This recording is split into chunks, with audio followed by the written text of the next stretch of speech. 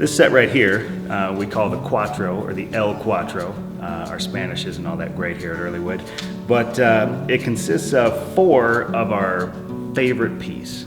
This is the large flat saute, and it's these simple, clean lined, nice and straight, nice and thin sauteers that we make.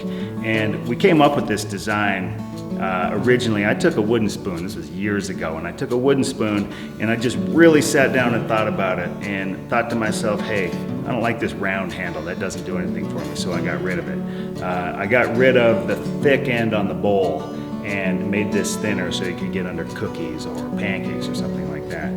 I put this straight on edge on there so you can use that as a bench scraper or to scrape out the side of a big deep pot. And of course we make them out of the best woods possible so they'll last forever. But you've got 4 here, which honestly 4 is getting close to being enough, but at the end of pretty much every day I've probably got 10 of these in my sink because we've used more than 4. And having 4 allows you to use 1 in one pot, 1 in a different pot, 1 in another pot, or you can use 2 at the same time. You can use 2 to serve salad, which is nice with these, or you can saute and stir up whatever you're cooking with 2 at a time, and that's what I do too.